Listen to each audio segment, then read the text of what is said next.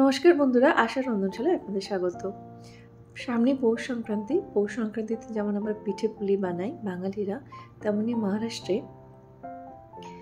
তিল গুড় দিয়ে আর শেংদানা বলে এখানে পিনাট বা চীনাবাদাম দিয়ে একটা নাড়ু তৈরি করে।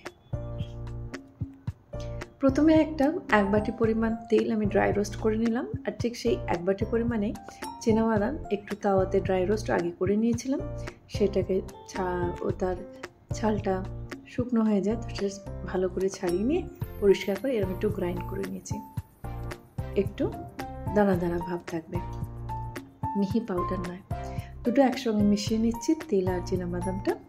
এবার ফ্রাইং প্যানে আমি ওই একই মাপে এক বাটি মাপে গুড় গ্রেট করে নিয়েছি, যাতে তাড়াতাড়ি গুলে যায়।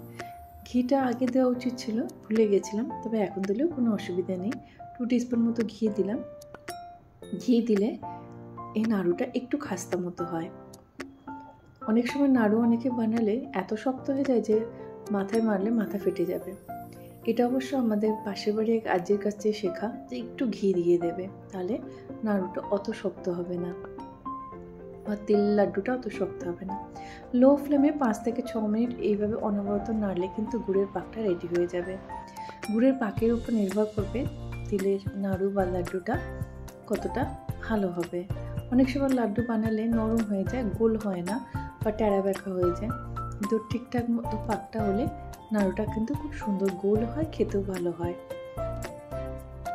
এই তিলের নাড়ুটা আরেকটু হেলদি করার জন্য আমি এখানে 1 ইঞ্চি পরিমাণে আদাকে থেতো করে তার রসটা হাতে করে চিপে দিয়ে দিচ্ছি। আদার রস এই শীতকালে সর্দি কাশির জন্য খুবই উপকারী। এভাবে নাড়িয়ে বেশিক্ষণ পাক দেবো না, কেন দেখতে হবে আমাদের পাক মোটামুটি রেডি হয়ে গেছে। এক বাটি ঠান্ডা জলে গুড়ের পাকটা রেডি হয়েছে কি সেটা একটু দেখে নিচ্ছি। মোটামুটি রেডি হয়ে গেছে। আমরা তো আর তিলের পাটালি বানাচ্ছি না যে একদম খুব শক্ত হবে নাড়ু বানাবো, তাই গুড়ের পাক রেডি হয়ে গেছে।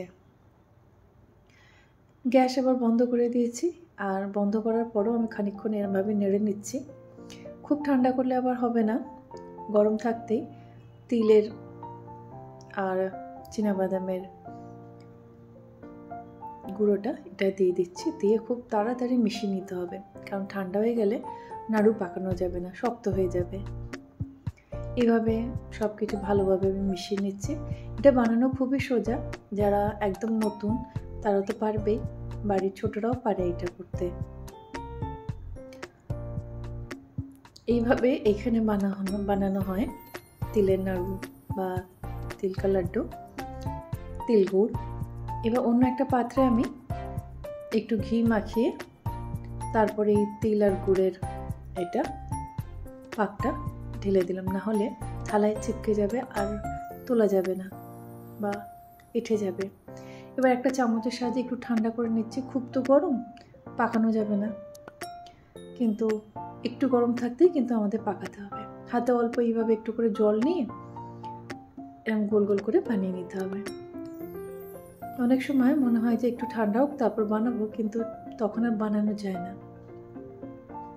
এভাবে এক এক করে আমি তিলের খুব গরম একটু জল দিয়ে এইভাবে বানিয়ে নিয়েছি। আশা করছি আমার তিলের নাড়ু সবাই পারেন, তাও আমার একটা প্রচেষ্টা, যারা পারে না তারা যদি এইভাবে বানায়, আমার মনে হয় তাড়াতাড়ি খুব ভালোভাবে তারা বানিয়ে ফেলতে পারবে। আমার যদি রেসিপিটি ভালো লেগে থাকে তাহলে বানাবেন, আর বানিয়ে কেমন লাগলো আমাকে কমেন্ট করে জানাবেন। ভালো লাগলে আমার চ্যানেলটি সাবস্ক্রাইব করে দেবেন, লাইক করবেন, শেয়ার করবেন। ভালো থাকবেন, সুস্থ থাকবেন। আগাম সবাইকে অগ্রিম পৌষ সংক্রান্তির অনেক অনেক শুভেচ্ছা।